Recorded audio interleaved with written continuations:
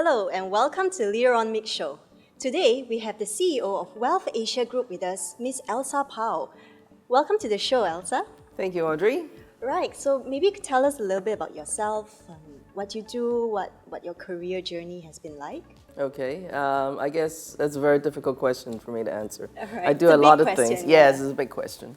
So technically, you can call me a publisher, a CEO and publisher for a publication called Benchmark. Right. We've been around for 20 years, and our core expertise is in finance. Yes. So we do banking, asset management, and insurance. Right. And our core objective, the core purpose of our existence is really profit for purpose. What that means is everything we do, we must have a reason to do. Right. Of course, it's great to make some money, Yes. but it's very important for us to make a difference in the industry. Right. Yeah. So. And how would that look like in a financial sector, like to say profit for purpose? Everyone knows that it's not a very trustworthy industry, do we? Well, Okay, but I believe there's still a lot of people doing very good things, and the industry needs to have checks and balances on its own, apart from regulations. So all the awards that we're doing, we're actually driving the best practices from top down to bottom up. So from top down, we're trying to set very clear parameters for the peers within the industry to compete against each other, to see where they do well in governance, where they do well in customer service, where they do well in, for example, for investments, how do they go about doing due diligence and all the important components to guarantee, or I shouldn't say guarantee, to protect the investors' safety. all right. Yeah. Okay, I know you run a lot of awards, and we'll talk about that a little bit later. Right, but for now, perhaps we'd still like to understand a bit more about what inspires you to do what you do, and that has led you to where you are right now. Okay, yeah, I agree. Awards is only a mechanism where we express our aspirations. But everything we do, or I do, I hope that we are occupying the space on this planet for a reason, and we do pay rent occupying the space on this planet. So we must be purposeful. And during during this journey of achieving the purposes, I believe you can also make a pretty good living. Yeah. And for yourself as one of the industry leaders, what does purpose mean to you? It means quite a lot. It means to see that whether it's the corporation, the institutions, whatever they've been doing, they're being lifted to a higher standard. Thereby affecting the people who work for them, thereby affecting the ultimate investors or the consumers. So it's a pretty important chain that we're affecting, and we'd like to see more, businesses doing similar things and having that similar philosophy. Elsa, what would you say is one of your own personal successes, a biggest success that you have had so far, or an achievement? I won't be able to comment on that. All right, not yet. The best is yet to come. I think successes is it has to be set by someone rather than myself. Okay.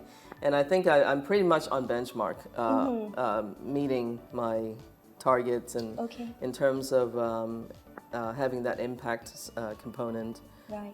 Not financial-wise, but things that we're moving along in the industry, building that reputation of best practice drivers. I think we're getting there. Okay. And then we're also penetrating across the region in Southeast Asia. Right. Right. So the other side of that question would be, what would be some greatest challenges or perhaps regrets that you might have had?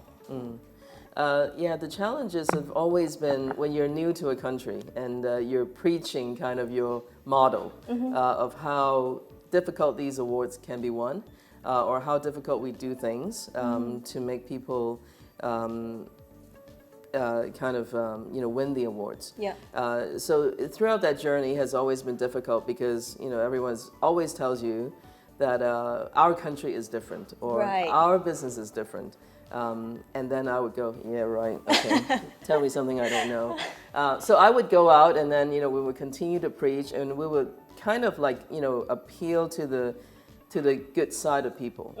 We would try to talk about, the positive things rather than encouraging or trying to find ways to accommodate things that they have not been doing so properly. Right. So we try to instill a new model that is, when you do things right, your customers will stay, and then you will end up benefiting more. Yeah. Yeah. So it's kind of like presenting something that meets needs, also economic needs for the company, Correct. and at the same time there's social impact, and it's good for consumers. Yes, Right. yes. When people don't have a clear direction, and they seem to, if they encounter one challenge today, they would then compromise, and then the next day they meet another challenge, they compromise even more. So the more you compromise, the more you fall behind Yes, the right precisely. standard. Yeah. So we hope to be there to tell practitioners in the industry that it is okay to stick to your principle. And if everyone sticks to that principle, then You set a standard for the entire industry. I hope we do. Yeah, I hope we Okay, do. wonderful. Right, it's time for a short break. So we're going to take a short break right now, and we'll be back shortly again with the Leaderonomics show.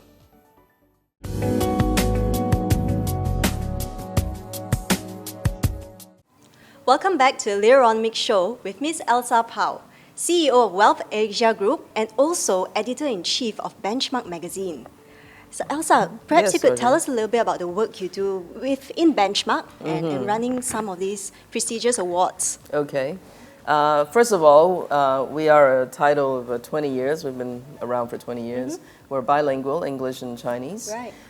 So our magazine, which is this, is quite interesting because we focus on three different pillars. The first one is wealth preservation. We don't want to advocate money chasing, vehicles or Right. structures.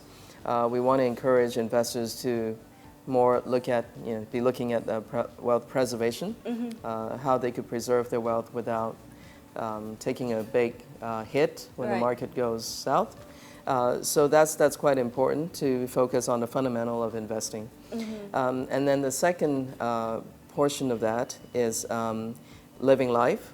We believe, most of our readers are relatively higher net worth, so Right. they really should not be worrying about how much money they make tomorrow. Yes. They should be living a life they love. So what that means is they could be spending money, but not extravagantly, but living responsibly, with their own finances, and also for their next generation. Yeah. And then the third pillar is very much on giving back. So philanthropy is one of the key areas where we want to drive differences for our readers. So we offer them some ideas on giving back, like foundations, what they're doing, the kind of impact that they're creating, Right. so that they could select, the good charities and foundations to support. Some of them are family offices, so they manage trillions of dollars. So it's important that this industry, this segment of family offices and asset owners, are also making a difference. Right, right. And it's nice to see how the three pillars sort of interplay off each other. Yeah. Right, being able to preserve wealth probably means that you are more responsible and you think about more sustainable means of Correct. investing as well. Yes, yeah. All right. Sustainability is a huge thing for us. We focus very much on the environmental, social, and the governance of these companies, ESG. The companies that our readers are investing in, we very much focus on those three areas. Okay, so this is the magazines, and where are they available at this point? It's through private subscription only, I see. unfortunately. Okay. Yes, we qualify our readers. Yeah. Right, and anywhere around the world, or? Hong Kong, Singapore, and soon to be in Taiwan. Yeah, Okay. yeah. Hopefully we'll get it here as well. I see. Okay, so how does one subscribe, for example? What kind of criteria do they need to meet, for example? Okay, they are normally premier banking or private banking level and above. Some of them are family offices, foundation owners, and relatively higher net worth individuals. Right, yeah. right. So all your content is curated specifically for this group Correct. of people. Yes. Alright. Yes. So you won't see a lot of graphs or pie charts in there because beyond. Yeah, they leave it to the private banks to worry about those things. All right. Yeah. Okay. So tell us a little bit about the awards that you do. Sure. Right. We run 3 different types of awards, all within the finance industry, Right. a year. So some countries are customized, maybe with a combination of the 2 awards into one, and so it's very different between countries. But primarily, we have one running for asset managers. So in Hong Kong, we started. That's a 13-year award already. Right. We're on our 13th year. So we award asset managers, mutual funds, basically, and also pension managers, and also ETFs. Okay. That is a very unique type of approach. Not only we're looking at quantitative performance, but we're also looking at the qualitative achievements of these houses. Okay. So when a fund house is doing investments, they cannot guarantee you that they're going to be making money every year because of the market volatility. So their investment process and approach, their beliefs, their stock selection ability is very important. Their risk management is very important.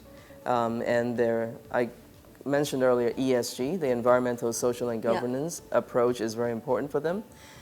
Because if they don't choose companies that are protecting the environment, or they're using a lot of child labor and not being good for they're not being good to their employees, and there's a lot of labor issues and product safety issues. That's going to cost the company that they invest in a lot of problems. Right. And then finally, we look at the G, the governance. The governance is where how the management is managing the company, the board structure, the women on board, the ratios, and how they're being remunerated. So those kinds of things we look very deep. Wow. Yeah, that's a huge, Yeah. a lot more in play Exactly. than just, I suppose, returns. Yes, Right. yes. Because returns could be short term, could be 1 Precisely, year. yeah. Yeah, so we even on the awards we look at their 1 year, 3 year, 5 years returns, and also their risk level, what we call the Sortino ratio.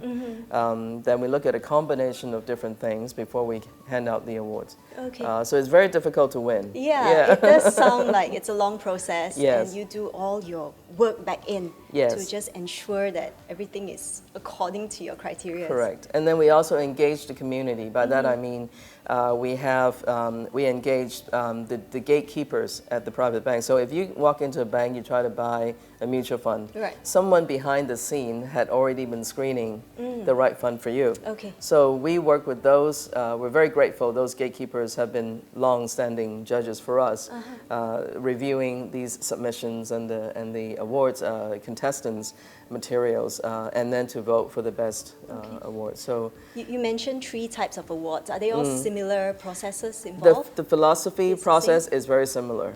That we have independent sets of judges who are very skilled, who are practitioners or ex-practitioners who are retired and. So they understand. Right? Yes, Yeah. yes. Okay. So that was for the asset management, and the one that we're bringing to Malaysia is actually a combination between our second and the third one. Okay. The second one is actually for banking and insurance, but we're carving out the banking part. So we're building a consumer banking awards. Okay. So with that, we are looking at consumer banking's capability in terms of their governance.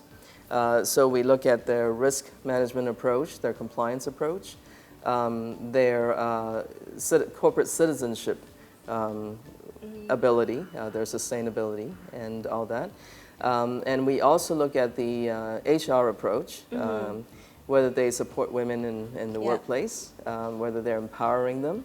And we also look at youth development. Very big piece there. Very big piece. Yeah. To a certain extent, I feel sorry for the youth nowadays. And I also think the parents need to be educated too. Yes. So the HR is important, how we help them move to the next level, how they are being upgraded and move up the chain throughout the journey and with the bank. So we want to review those procedures as well, and therefore give out an award to the best performing. Yeah. You know, before we kind of take a short break, perhaps you could tell us and also our viewers, why should people go for awards? why should organizations invest the time, the resources, you know, and they might not even win? Yeah, exactly. Yeah. People ask me that question all the time. But after participating in this award for a few more times, you find a value, first of all, where you stand among your peers. How well are you doing? Because we do share the comments of the judges with the participants.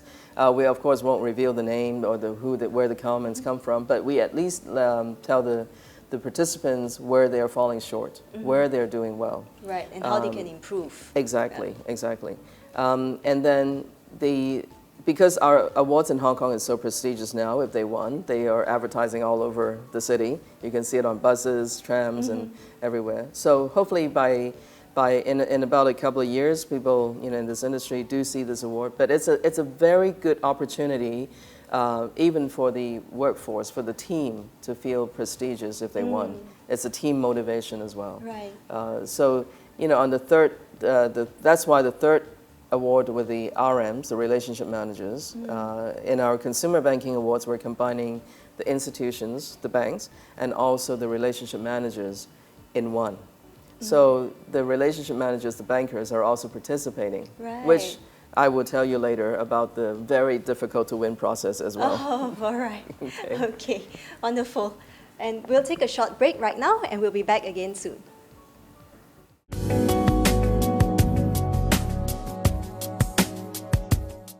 Welcome back again to Leaderonomics Show with Elsa Pau, CEO of WealthAsia Group and Editor-in-Chief of Benchmark Magazine.